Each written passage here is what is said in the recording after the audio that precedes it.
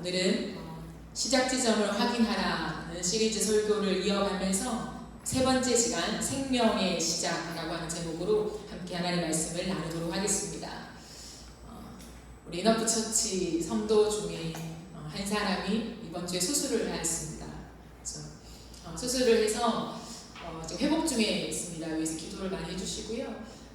이제 수술을 할 때 척추 마취를 했다고 해요. 그래서 척추 마취가 이제 풀리는 시간들이 있잖아요. 누워 있는데 처음 경험해 본 거죠. 이제 하반신이 거의 마비가 됐으니까 하나도 감각이 없잖아요. 근데 이제 어느 순간 마취가 풀리니까 뜨거움이 느껴지더라고요. 어떤 이제 하반신에서 조금씩 뜨거움이 느껴지더니 처음 경험해 본. 그러니까 살면서는 이제 그런 걸 느껴볼 일이 없으니까 처음 경험을 해보는데 하나 아주 조금씩 무언가가 되살아나는 그 감각을 느끼게 되었다는 얘기를 들으면서 이제 이런저런 얘기를 나누게 되었는데 곰곰이 생각해 보면서 그것이 참 육체의 생명에 담겨있는 신비가 아닌가 생각해요.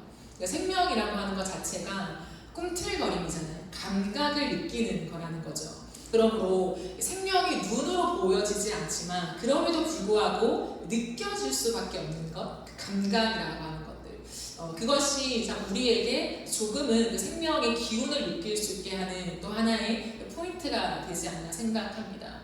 오늘 우리가 생명에 대해서 좀 나눠볼 텐데요. AD 60년 중반쯤에 우리가 잘 아는 네로 황제가 로마의 황제가 되면서 그리스도인들에게 극심한 박해가 시작되었잖아요. 그 극심한 박해가 너무 심해서 수많은 그리스도인들이 어려움을 겪는데 그것이 채 가시지도 않은 70년에 예루살렘이 함락당하게 됩니다.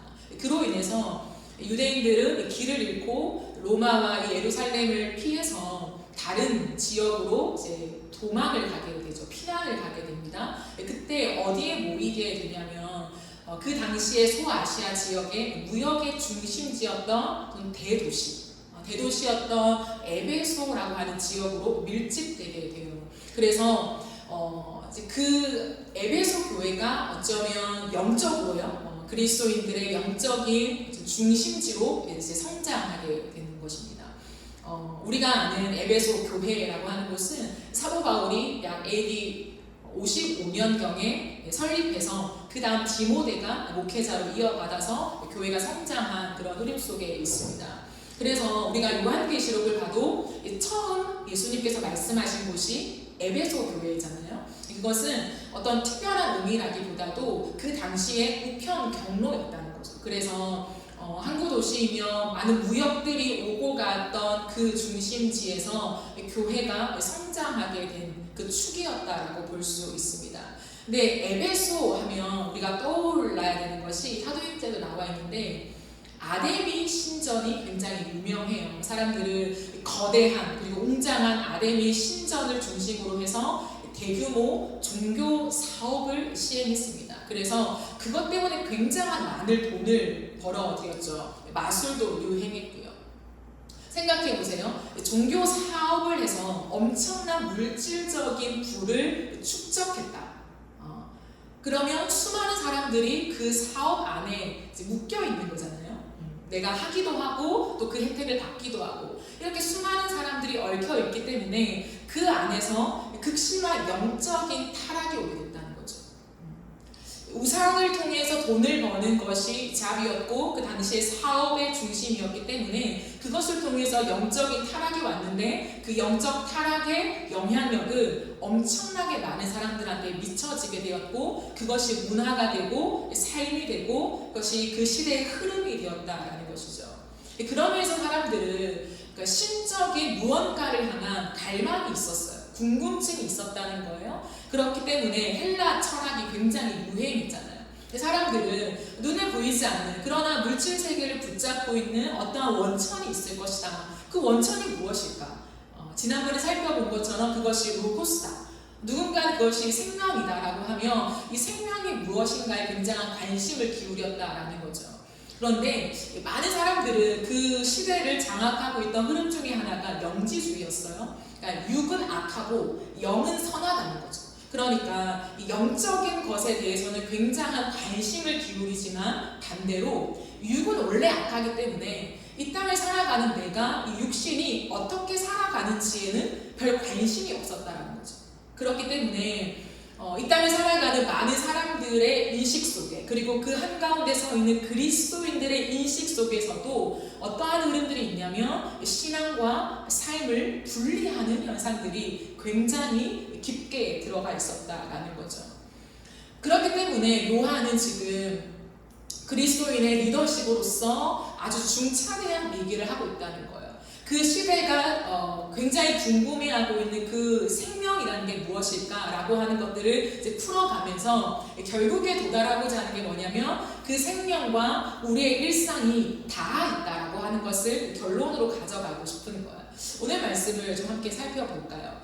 요한일서 1장 1절 2절인데 요한은 생명이 무엇인가, 생명에 대해 설명하면서 그 생명은 우리가, 특별히 요한을 포함한 우리가 직접 들었고 직접 눈으로 보았고 직접 내 손으로 만진 바가 되었다라고 얘기를 해요. 이것은 무엇을 말하냐면 어떠한 허구나 추상적인 이론과 원리와 개념이 아니라 인격이라는 거예요. 내가 직접 듣는, 직접 보는, 손으로 만지는, 촉각을 느끼는 이런 인격이라는 걸 말하는 거예요. 그러므로 생명이 무엇인가 라고 했을 때 그는 생명은 인격이다 라고 선언하고 있다는 거예요. 근데 또한 이 생명은 갑자기 어느 순간에 생겨난 것이 아니라 태초부터 있던 영원한 생명인데 이것이 드디어 우리 눈앞에 나타내게 되었다. 나타나셨다 이렇게 표현하고 있는 거죠. 2절 말씀을 보면 이 생명은 아버지와 함께 계시다가 우리에게 나타나신 바 된 이시라 이렇게 말하고 있죠. 이 아버지는 성부 하나님을 가리키는 표현입니다. 근데 아버지와 함께라고 하는 이 헬라어 구절은 얼굴을 마주보고 있는 아주 친밀한 관계의 교제를 의미하고 있다는 거예요. 그러므로 이것은 하나님의 영원한 연합 안에서 신비롭게 하나됨의 교제를 나누는 장면을 지금 얘기하고 있는 거죠. 즉 생명이라고 하는 것은 영원 속에서 성부 하나님과 함께 친밀한 사귐 안에서 하나로 계셨다 아는 거예요. 근데 그 생명이 특정한 순간에 이 시공간으로 이루어진 물질 세계 안에 나타나셨는데 마리아의 몸에서 완전한 사람으로 태어나셨다. 근데 어떻게 태어나셨는가? 그는 성령으로 태어나셨다. 그래서 완전한 사람이긴 하지만 성령으로 태어나셨기 때문에 죄가 없는 유일한 사람으로 우리 눈앞에 나타나셨다라고 얘기하고 있는 거예요. 그러므로 수많은 사람들이 궁금해하고 있는 그 생명이라는 게 무엇일까라고 했을 때 사도 요한은 그 생명은 인격인데 그 생명이 바로 이 땅에 오신 예수다라고 얘기하는 거예요. 이것이 아주 위대한 사도 요한의 선언이자 증거라는 거예요. 오직 예수만이 생명이다라고 하는 거예요. 그런데 수많은 사람들은 이 생명을 알지도 못했고 소유하지도 못했다는 거예요. 그러니까 알지 못하고 가지지 못하니까 그 생명이 뭐야? 이렇게 하는 거죠. 근데 왜 그런가 하면 우리가 죄인이기 때문이다라고 사도 요한은 설명해요. 왜 그토록 열망하지만 생명을 알지도 못하고 소유하지도 못하는가? 우리가 죄인이기 때문이라는 거죠. 그래서 그 생명을 알아보지도 못하고 생명이 죄인된 우리 안에 들어올 수 없다는 거예요. 그런데 하나님께서 죄인된 우리를 내버려 두지 않으시고 생명을 주시기 위하여 자신의 독생자를 이 땅에 보내주셨다는 거예요. 그러니까 이 놀라운 진리를 사도 요한은 깨닫고 그의 또 다른 서신인 요한복음 3장 16절에서 이렇게 말하고 있다는 거죠. 하나님이 세상을 이처럼 사랑하사 독생자를 주셨으니 이는 그를 믿는 자마다 멸망하지 않고 영생을 얻게 하려 하심이라 라고 얘기하고 있다는 거죠. 또한 그 예수는 우리에게 생명을 주시기 위하여 자신이 친히 죄인이 되어서 십자가에 못 박혀 죽으셨다라는 거예요. 그러므로 이 예수를 믿는 자는 생명을 소유하게 된다라고 얘기하고 있다는 거예요. 근데 여러분 이 생명이 어떻게 우리에게 시작되었습니까? 어떻게요? 앞서 우리가 살펴본 구절에 보면 하나님이 세상을 이처럼 사랑하사라고 되어 있어요. 그러니까 바로 사랑이라는 걸 말합니다. 하나님의 사랑으로 이 생명이 드디어 우리 가운데 시작되었다라고 하는 것을 요한은 말하고 싶은 거예요. 생명이신 예수가 성부 하나님과의 친밀한 교제 안에 하나가 되신 것처럼 하나님은 우리와 친밀한 교제를 나누길 원하신다라고 말씀하십니다. 그러므로 생명을 주시면서 그 사랑 안으로 우리를 초대하시는 거죠. 죄인이기 때문에 하나님께 더 이상 닿을 수 없는 존재가 되어버린 우리, 하나님을 알지도 못하고 깨닫지도 못하고 가질 수도 없는 우리를 위해서 당신이 친히 사람이 되어 이 땅에 오심으로 죄가 없는 유일한 사람으로서 우리의 모든 죄를 다 짊어지시고 화목제물로 죽으셨다라는 거예요. 그로 인해 우리를 하나님과의 사랑의 사귐으로 초대하신다는 거예요. 그러므로 생명의 시작은 무엇인가? 라고 했을 때 생명의 시작은 사랑의 시작이라는 거예요. 여러분은 생명을 소유하셨습니까? 오늘도 우리가 찬양을 부르면서 그 생명을 노래했잖아요. 믿기 때문에 노래하는 거잖아요. 그렇다면 우리 안에 이미 제가 앞서 말한 모든 내용들을 우리가 믿고 있고 이미 알고 있다라고 생각해 본다면 여러분이 생명을 소유하는 거잖아요. 그죠? 그러면 여러분에게 그 생명이 들어온 증거가 있는 거예요. 사도 요한은 지금 말하고 싶은 것이 물론 생명이 무엇인가 이걸 설명하는 거예요.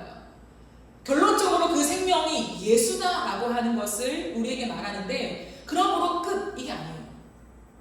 생명이 예수입니다.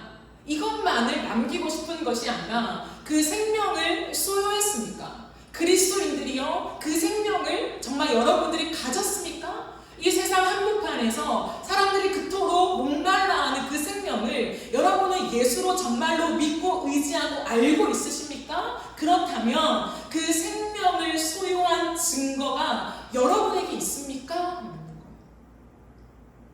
그것이 무엇이냐면 하나님을 사랑하는 거라고 말하는 거죠.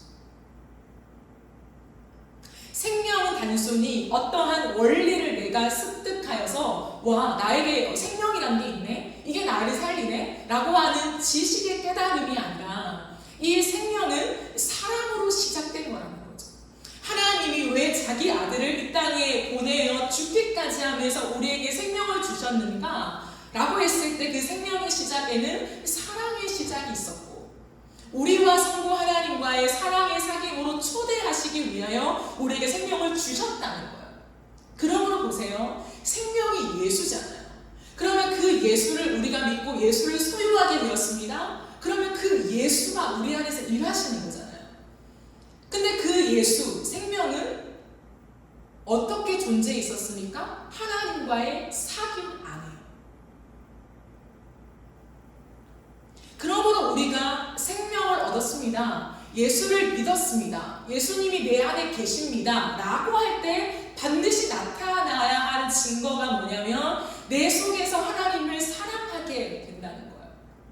하나님과의 사귐 안으로 들어간다라는 거예요.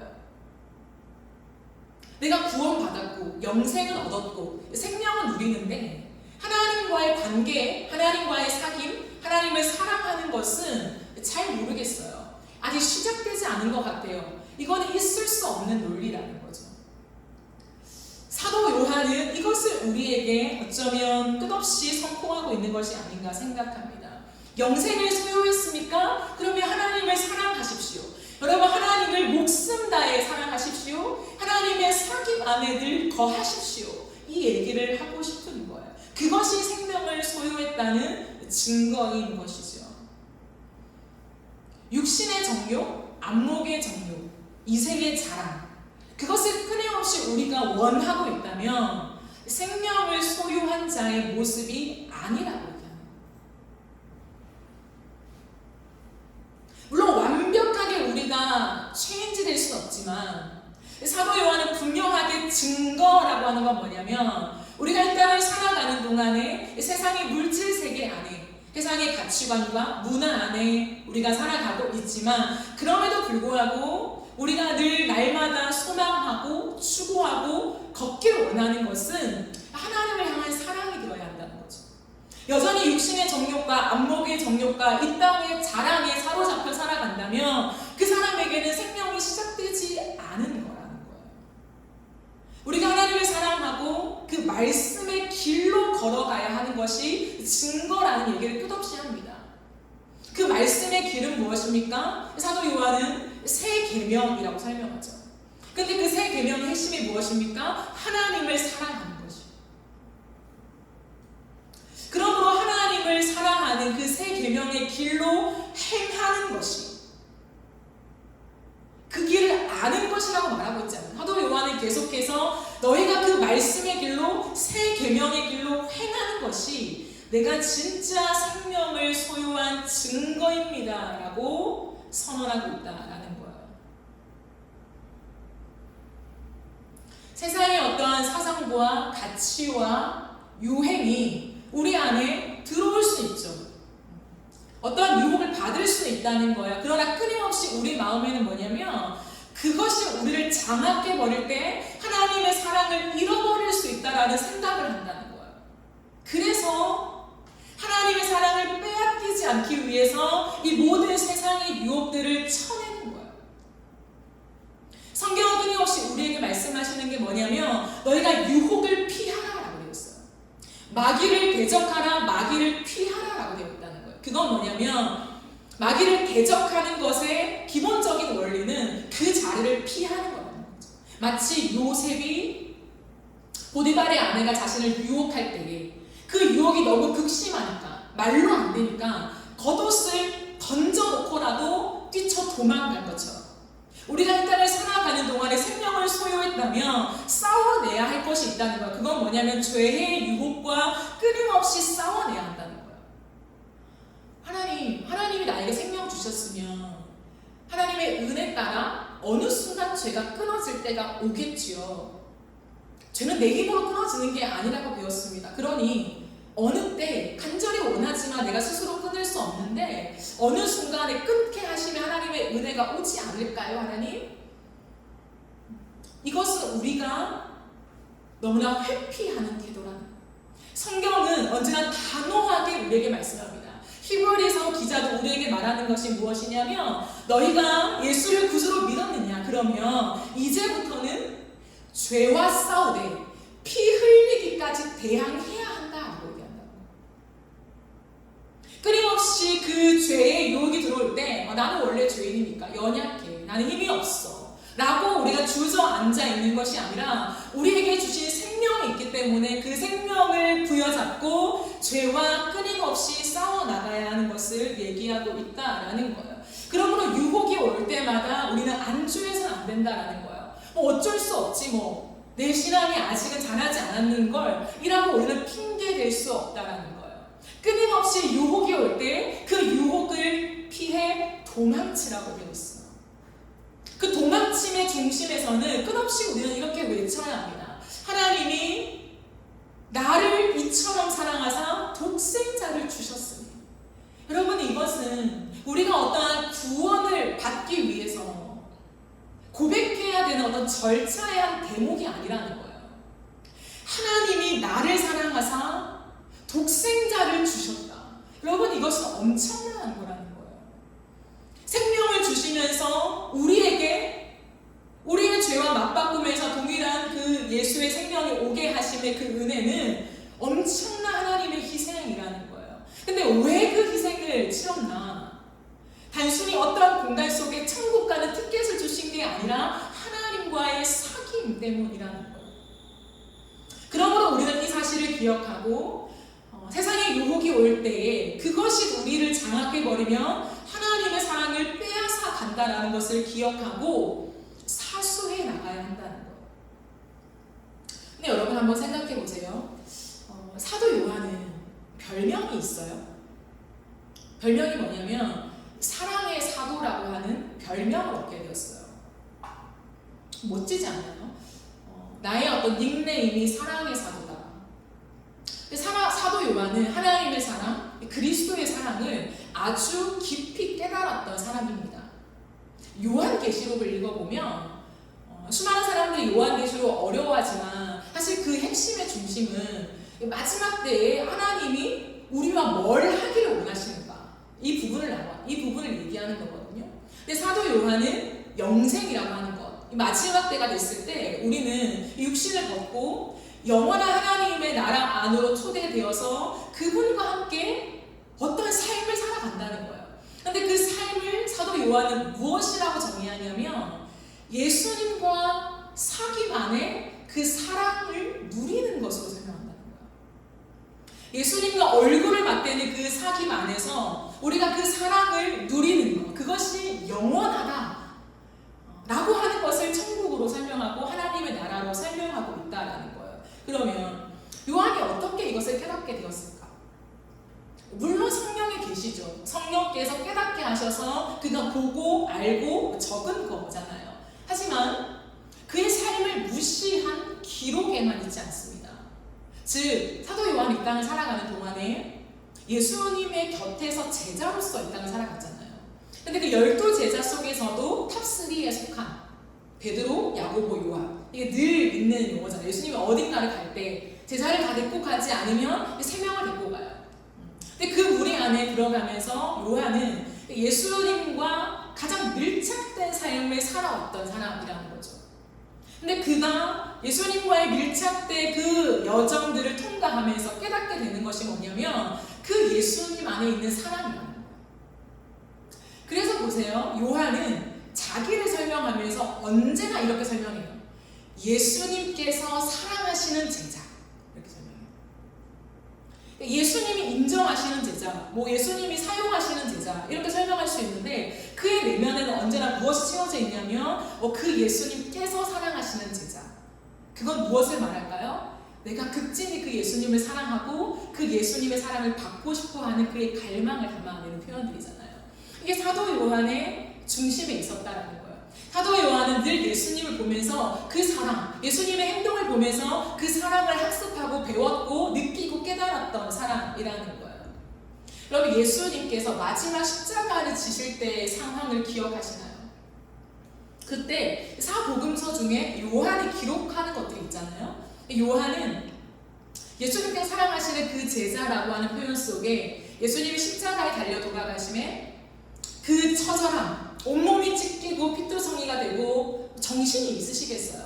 정신이 혼미한 그 상태에서 뭐라고 하냐면 예수님의 어머니 마리아에게 여자여 보소서 당신의 아들입니다.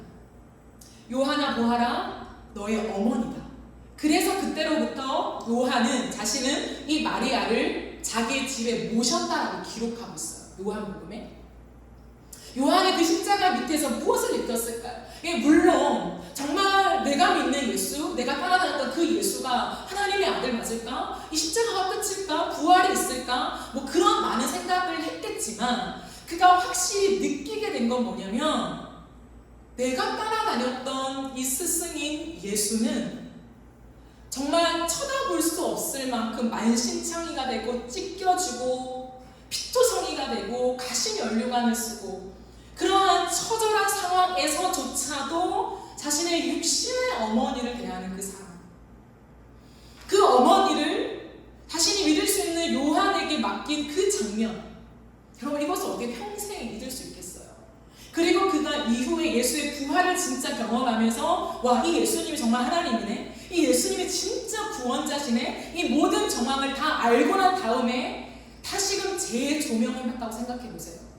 그때 그 사건은 그냥 사랑이라고 하는 그 단어로 설명할 수밖에 없는 거죠. 그러나 요한은 알죠. 그 사랑이라고 하는 담김 속에 그가 맡았던 냄새, 그 예수의 눈빛, 그 예수의 목마름, 그의 심장에 무엇이 있는가, 이 모든 것을 통틀어 그저 그는 사랑이라고 하는 말로 내뱉을 수밖에 없다라는 거죠. 근데 또 하나가 있어요. 저는 요한복음을 읽으면서 가장 가슴이 저미는 장면이 있습니다. 그게 뭐냐면 요한이 마지막 장에서 섰던 베드로와 예수님과 만난 그 대화입니다. 사복음서 중에 유일하게 요한이 기록하고 있어요. 여러분 잘 아시는 장면이죠. 부활하신 예수님께서 세 번째 제자들한테 나타나셨을 때에 그들은 고기를 잡고 있었잖아요. 베드로 또한 나 이제 다시 물고기 잡으러 갈래 라고 하며 물고기를 잡고 있는 그 속에서 예수님이 육지에 나타나십니다. 그러니까 배를 타고 강 위에 있는 그들이 누군가를 보는 거예요. 근데 한 명이 주님이시다 라고 소리 지르니 베드로가 겉옷을 두른 채 바다로 뛰어듭니다. 그렇게 허겁지겁 나와서 다른 제자들도 배를 타고 정박하고 예수님과 함께 그 공간을 대할 때에 예수님이 하고 계셨던 액션이 있어요. 그 액션이 뭐냐면 숯불을 피우고 있었다고요. 여러분, 이건 기가 막힌 서술입니다. 왜냐하면 베드로는 예수님을 부인할 때에 그 불가에 있었거든요. 그 불가에서 사람들이 옹기종기 모여 있을 때에 너도 예수님의 제자잖아 라고 할 때 베드로는 아니야, 나 예수의 제자가 아니야, 나는 그런 XX를 몰라, 쌍욕을 했던 그 장면이라는 거예요. 그러니까 불만 봐도, 숯불에 피어있는 불만 봐도 베드로는 얼마나 죄책감을 느끼며 살았을까요? 근데 자신이 뛰어나가서 그 모래사장에 딱 가니까, 그 앞에 가니까 숯불이 피어있는 거예요. 얼마나 경직되었겠습니까? 근데 예수님은 너희가 잡아온 물고기를 좀 달라. 그래서 생선을 굽고 떡을 떼어 그들에게 줍니다. 그리고 조반을 먹으라. 식탁을 차려주시는 거죠. 비록 변변치 않는 그 강가의 식탁이지만 그 식탁에서 그들을 먼저 먹이십니다. 아무 말 하시지 않고요. 그런 다음에 드디어 예수님이 입을 떼셔서 베드로를 주목하십니다. 여러분, 그 장면을 생각해 보세요. 우리는 왁자지껄 막 먹자 이런 분위기가 아니잖아요. 먹고는 있지만 이게 어디로 들어가는지 모르는 그러한 경계를 하는, 때로는 눈치를 보는 그런 상황들이라는 거예요. 그때 과연 예수님이 나한테 무슨 말씀을 하실까? 라고 곤두세우고 있는 그때에 예수님이 드디어 베드로를 주시하시면서 입을 떼시는 것 같아요. 베드로는 가슴이 두근두근 거리죠. 근데 입을 떼시면서 예수님이 하시는 말씀이 시몬 베드로야, 요한의 아들 시몬아, 네가 나를 사랑하느냐 라는 거죠. 베드로는 또다시 말합니다. 예, 주님, 내가 주님을 사랑합니다. 주님이 말씀하십니다. 내 양을 먹이라. 또다시 말씀하시죠. 요한의 아들 시몬아, 네가 나를 사랑하느냐? 내 양을 치라. 또다시 반복하면서 내 양을 먹이라 라고 말씀하고 있다는 거예요. 당신의 교회를 맡기시는 장면을 고스란히 경험하고 있다는 거예요. 여러분, 이 말씀을 곰곰이 묵상해 보세요. 곰곰이. 처음 예수님께서 가이사랴 지방에서 제자들에게 사람들이 나를 누구라 하느냐라고 했을 때에 베드로가 나서서 주는 그리스도시요 살아계신 하나님의 아들입니다 라고 고백했잖아요. 그때 그 고백에 예수님은 내가 교회를 세울 거야, 내 교회를 세울 거야 라고 했던 그 언약이 있었어요. 근데 베드로는 그 이후에 예수님을 부인했잖아요. 근데 예수님은 부인한 베드로에게 다시금 찾아오셔서 하신 말씀이 뭐냐면 내 양을 먹이라, 내 양을 치라, 내 양을 먹이라 라고 하시는 그 말씀은 교회를 맡기겠다라는 거예요. 실패했지만 네가 나에게 쌍욕을 하며 배신한 거 내가 다 알지만 너와 나의 언약은 여전히 유효하다. 내가 너에 위해, 그 고백 위에 교회를 세울 거야. 이 교회를 맡긴다 라고 하는 그 장면이 연출되고 있다는 거예요. 여러분, 그 상황에 있었던 사도 요한이요, 그 사도 요한은 그 자리에 있어야만, 있는 사람이어야만 느낄 수 있는 그 공기가 있잖아요. 그 기온이라는 게 있잖아요. 그것을 고스란히 느꼈던 한 사람이었다는 거죠. 그 사람이 그것을 회상하면서 적을 수밖에 없는 유일한 단어가 뭐냐면 사랑이에요. 그것들을 설명하죠. 21장에서 낱낱이 설명하지만 다 담아낼 수 없는, 그러나 그의 심장을 알고 있는 그 한 단어가 예수의 사랑입니다. 언약을 변치 않는 하나님. 한번 언약하셨다면 우리가 부족하고 연약해도 그 언약을 신실하게 이행하시는 그 놀라우신 예수 그리스도의 사랑을 경험한 거죠. 제자들을 향하여서 용서를 베푸시는 그 주님의 사랑을 사도 요한은 경험하고 있는 것입니다. 그러기에 사도 요한은 이 중요한 사실을 깨닫고 그것을 강력하게 가르치고 있는 것입니다. 그 생명을 가진 자, 하나님을 사랑하는 자, 주의 계명을 따르는 삶, 그 삶을 지속하는 자에게 나타나는 한 가지가 있는데 그건 뭐냐면 주님을 사랑하게 된다는 거예요. 베드로처럼. 예수 그리스도의 사랑을 다시 한번 깊이 누리고 난 이후에 베드로는 이제 전혀 다른 사람으로 바뀌게 되었습니다. 그건 뭐냐면 저는 성숙이라고 말하고 싶어요.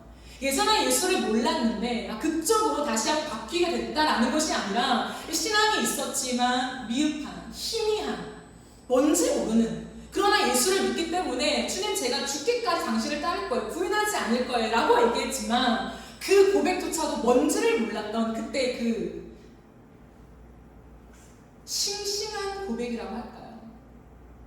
그러나 다루어지지 않는 그 영적인 세계를 몰랐던 그 베드로에게 그 예수님의 사랑이 다가옴과 함께 성령이 부어지자 그 모든 사랑이 깨달아지게 된 거예요. 그 이후에 베드로는 단 한 번도 예수를 부인한 적이 없다는 거예요. 오롯이 그 주의 계명의 길로 행하면서 하나님을 향한 사랑의 지속성을 가지며 걸어가게 되었다라는 것입니다. 그러므로 하나님을 사랑하는 자, 그 하나님을 사랑하는 자에게 나타나는 또 한 가지 특징이 있습니다.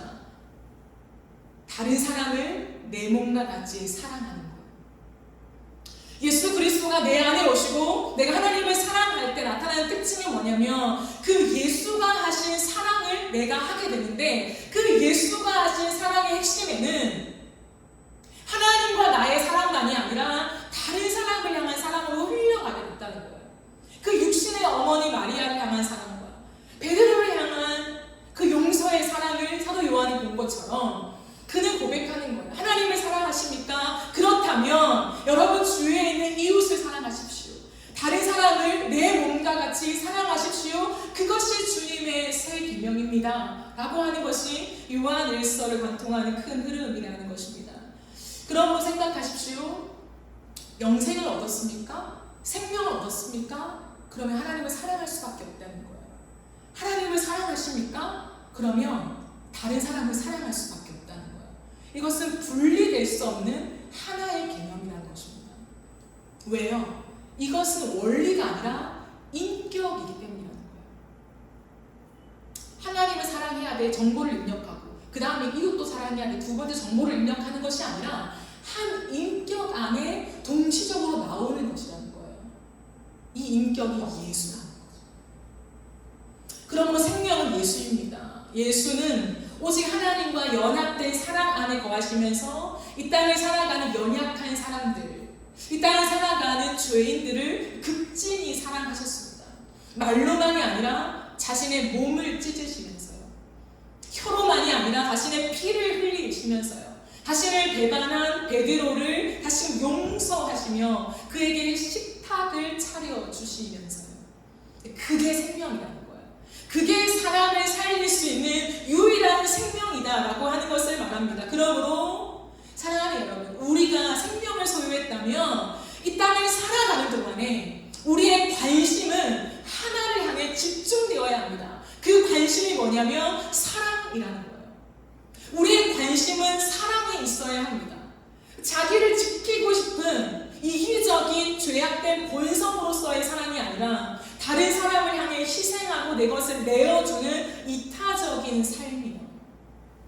요한일서 3장 16절 18절은 이렇게 우리에게 말씀합니다. 그가 우리를 위하여 목숨을 버리셨으니 우리가 이로써 사랑을 알고, 진짜 사랑이 무엇인지를 안다는 것, 알고 우리도 형제들을 위하여 목숨을 버리는 것이 마땅하니라. 누가 이 세상의 재물을 가지고 형제의 궁핍함을 보고도 도와줄 마음을 가지면 하나님의 사랑이 어찌 그 속에 거하겠느냐. 자녀들아, 우리가 말과 혀로만 사랑하지 말고 행함과 진실함으로 하자라고 얘기하고 있습니다. 저는 저와 여러분의 삶이 누군가의 추운 인생을 덮어주는 이불이 되어지기를 간절히 소망해요. 이것이 저의 간절한 바람입니다. 하나님, 나의 삶이 누군가의 추운 인생을 덮어주는 이불이 되게 해주세요. 그 기도가 항상 제 기도에 있습니다. 여러분, 그것을 위해서 돈을 벌고 돈을 쓰십시오. 그것을 위해서 공부도 열심히 하고 그것을 위해서 많은 재능을 구비하여서 사용하시라는 거예요. 그것이 생명의 길이기 때문입니다. 이것이 생명을 소유한 자의 삶의 증거라고 하는 것을 성경이 말하고 있다는 거예요. 우리의 관심이 무엇입니까? 하나님을 믿는다고 하지만, 영생을 얻었다라고 하지만, 내가 생명을 가졌다라고 하지만, 또한 그 생명이 예수라고 하는 것까지도 우리는 알고 믿고 너무 당연하게 고백하고 있지만, 우리의 삶에 다른 사람을 향한 그 시선이 돌려져 가지 않는다면 우리는 퀘스천 마크를 찍어야 돼요. 과연 내가 생명을 소유한 자가 맞나? 정말 내 안에 예수가 들어와 계신 게 맞나? 그러므로 요한이 힘 좀 말하고 싶은 게 그거라는 거예요. 생명이라는 것은 저 하늘에 있죠. 하나님의 것이지요. 그러나 그 영역을 나누어서 위에만 있는 영적인 것에만 있는 것이 아니라 그 생명이 이 땅에 오셨기 때문에 이 땅에 오신 예수가 걸어가신 그 사랑의 길이 그 생명과 맞닿아 있다는 거예요. 우리가 이 땅을 살아가는 동안에 사랑의 향기가 나고 사랑의 흔적을 남기고 사랑이라고 하는 인생에 증거를 많이 두어야 우리가 영생을 소유한 자다라고 하는 것을 끝없이 말하고 있습니다. 말과 혀로만 사랑하지 마라. 누군가 추운 인생 속에 먹을 것이 없고 헐벗고 도움이 필요할 때 너가 너의 소유를 계산하면서 얼마나 나눠주면 될까? 이러한 계산을 하면서 적당히 동량하듯이 살지 말고 목숨을 바쳐 사랑하는 것이 무엇인가를 고민하라는 거예요. 단순히 한 달에 몇 푼 그냥 후원하는 것으로 나는 봉사를 하고 있어. 선교적인 삶을 살고 있어. 그럼 그렇게 말하지 않았으면 좋겠어요. 그것이 헛되다는 것이 아니라, 그것이 너무 하찮다고 얘기하는 것이 아니라, 우리는 뭐냐면 그런 행위에 안정감을 두고 있다고요. 하나님은 우리에게 다시금 뭐라고 말씀하셨습니까? 예수님이 우리를 위하여 목숨을 버리셨으니 이로써 우리가 사랑이 무엇인가 진정한 사랑을 알고 우리도 형제들을 위하여 목숨을 버리는 것이 마땅하냐. 진짜 육체의 생명을 다 버려라 이 말씀이 아니잖아요. 목숨을 버리는 것처럼 계산하지 않고 내 것을 주면서 그 사람을 도리어 살려내는 그 인생이 무엇인가를 충분히 고민하며 살아가라는 거예요.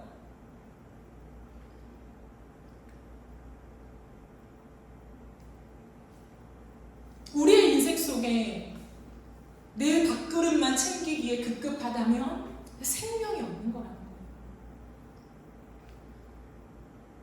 내 집만 더 넓은 평수로 내 자동차만 더 좋은 곳으로 갈아내기 위해서 돈을 버는 것은 그 생명과 너무 멀어져 있는 삶이라는 거예요.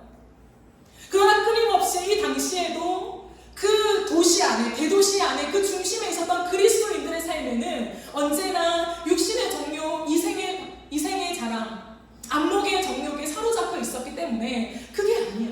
그 길이 아니란다.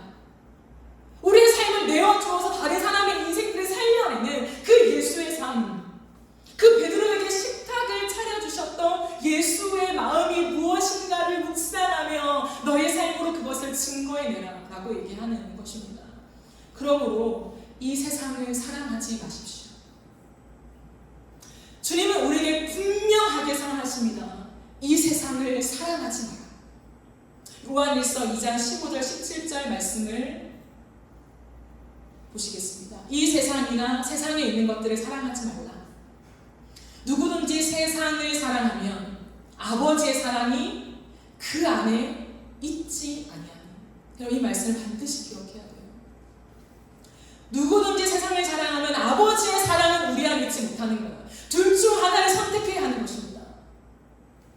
이는 세상에 있는 모든 것이 육신의 정욕과 안목의 정욕과 이생의 사랑이니 다 아버지께로부터 온 것이 아니요 세상으로부터 온 것이다. 돈을 사랑하십니까? 그건 세상으로부터 온 것입니다. 내 치장하는 것을 너무나 즐거워하십니까? 그건 세상으로부터 온 것입니다. 내 것들을 많이 굴려서 내 부를 자랑하고 싶으십니까? 그건 세상으로부터 온 것입니다. 하나님께로부터 온 것은 사랑이라는 거예요. 이 세상도 그 정욕도 다 다 지나가되 오직 하나님의 뜻을 행하는 자, 이게 새 계명이라고 했죠. 하나님 사랑, 이웃 사랑. 오직 하나님의 뜻을 행하는 자는 영원히 거하느니라. 여러분, 이것이 주님의 말씀입니다. 그러므로 이 세상을 사랑하면서 하나님도 사랑할 수 있지 않을까? 그 방법이 어디 있지 않을까? 어떤 목사님이 그 얘기를 해주시지 않을까? 그렇게 찾지 마세요. 없습니다.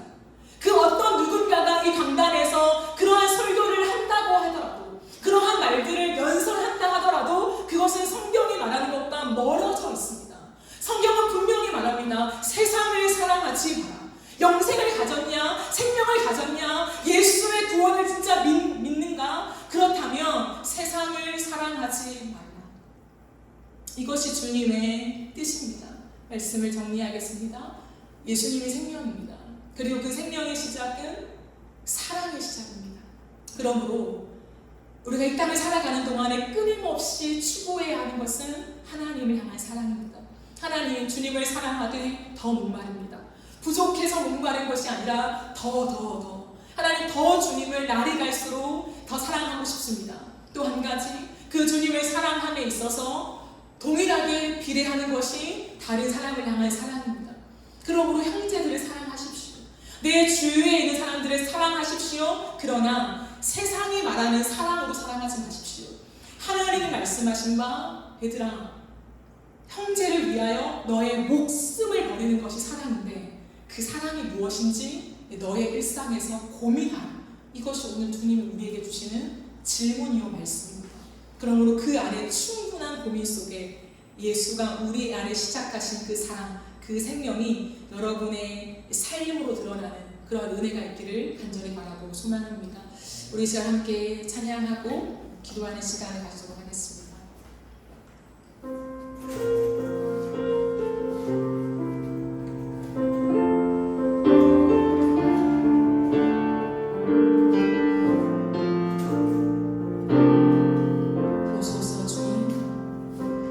보소서 주님, 나의 마음은 선한 것 하나 없습니다. 그러나 내 모든 것 주께 드립니다. 사랑으로 안으시고 날 새롭게 하소서. 보소서 주님, 나의 마음은 선한 것 하나 없습니다. 그러나 내 모든 것 주께 드립니다. 사랑으로 안으시고 날 새롭게 하소서. 주님 마음 내게 주소서. 내 아버지, 주님 마음 내게 주소서. 나를 향하신 주님의 뜻이 이루어지도록 주님 마음 내게 주소서. 보소서 주님, 나의 마음은 선한 것 하나 없습니다. 그러나 내 모든 것 주께 드립니다. 사랑으로 안으시고 날 새롭게 하소서. 보소서 주님, 나의 마음은 선한 것 하나 없습니다. 그러나 내 모든 것 주께 드립니다.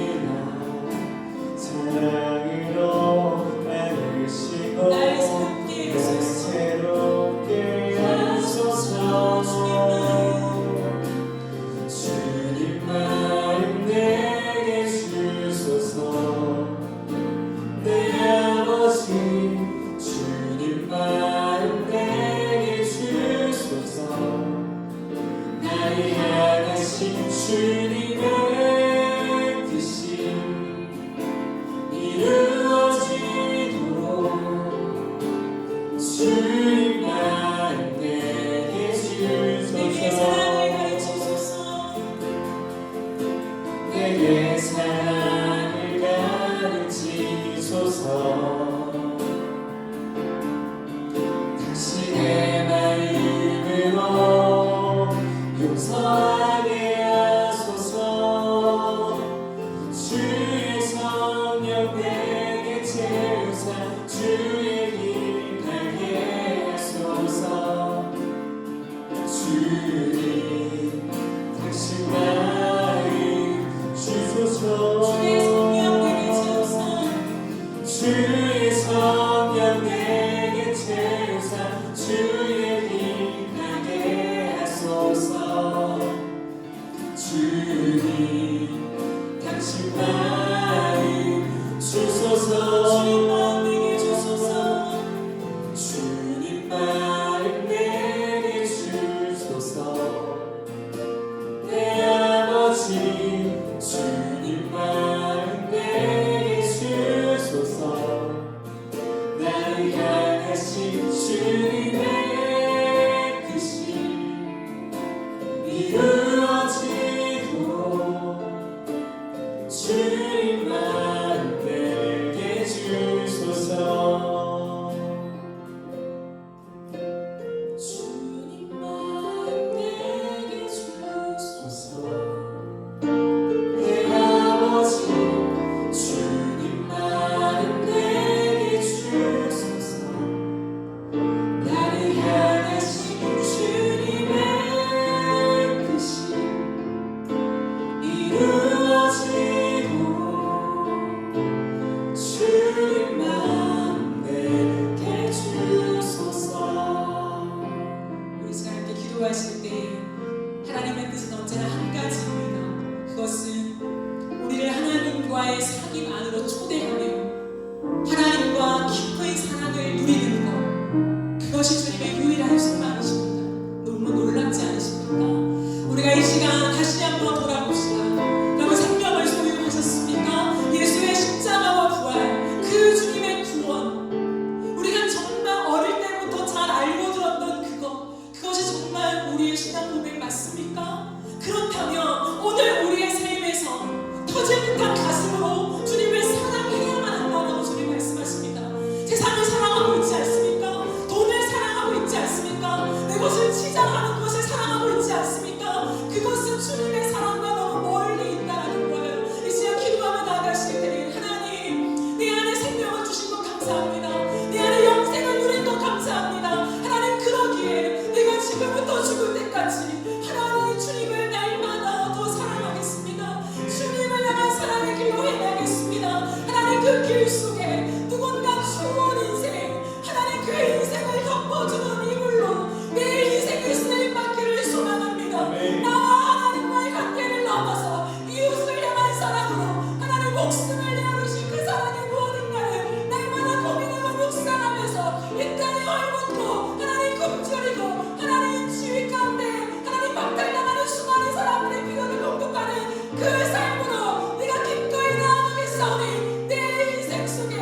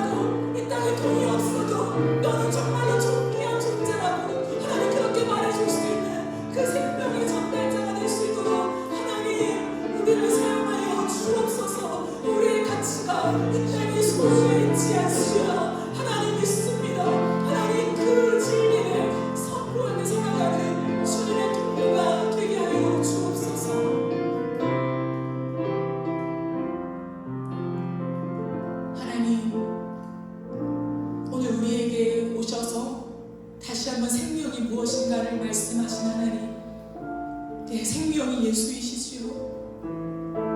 죽음 속에 놓여있는 우리에게 당신의 몸을 찢기고 피를 흘리사 우리를 건지신 그것이 생명이지요. 어릴 때부터 그것을 익히 알고 고백하며 모든 찬양의 가사에 그 고백을 우리는 읊조리고 있으나 오늘 주님은 우리에게 질문하시는 것은 그렇다면 그 생명을 소유한 증거가 너의 삶에 있느냐? 하나님, 이것은 분리될 수 없는 것임을 주님 우리에게 인지시켜 주십니다. 생명을 소유한 자라면 우리의 삶에 날마다 주님을 더 사랑하게 되는, 세상을 더 이상 사랑하지 않는 그 주님의 길로 걸어가야만 한다는 것을 말씀하십니다. 여전히 육신의 정욕, 안목의 정욕, 이생의 사랑에 묶여 있다면 하나님 끊어내게 하여 주시고 세상의 많은 유혹을 거절하게 하여 주시고 날마다 주의 길을 선택하며 내 심장이 누구를 향하여 무엇을 향하여 뛰고 있는가를 확인하며 하나님 그 중심에 하나님이 계시도록 주님과의 사귐 안으로 들어가게 하여 주옵소서. 하나님, 그 사귐은 주님과 나의 경계를 넘어 수많은 사람들한테로 향하는 것이라고 주님 말씀하십니다. 하나님, 사도 요한이 말한다. 말과 혀로만 사랑하지 말고 행함과 진실함으로 사랑하라. 사랑하라, 사랑하라, 서로를 사랑하라.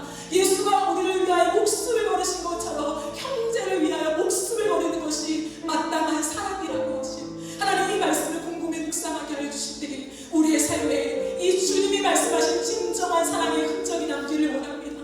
이 땅을 살아가는 동안에 돈이 없으면 하찮은 존재, 보살핌을 받아야만 하는 하등한 존재로 취급하는 이 땅의 한가운데서 아니라고, 돈이 없어도 재능이 특출나지 않아도 그 사람 자체가 예수를 만날 때 하나님의 창조물임을 깨닫고 고유한 인격이라는 것을 깨닫게 하는 하나님 그 진리의 메시지를 전달하는 우리가 되게 하여 주옵소서. 또한 우리의 인생에 하나님 물질을 주셨습니까? 하나님 재능을 주셨습니까? 그것을 내가 누리는 것으로 끝나는 것이 아니라 수많은 사람들한테 기꺼이, 하나님 기꺼이 흘려보내며 또 다른 이 땅을 살아갈 때 추운 인생으로 걸어가는 수많은 사람들에게 이불이 되어주는 하나님 그러한 통로가 되게 하여 주옵소서. 감사드리며 예수님의 이름으로 기도드립니다.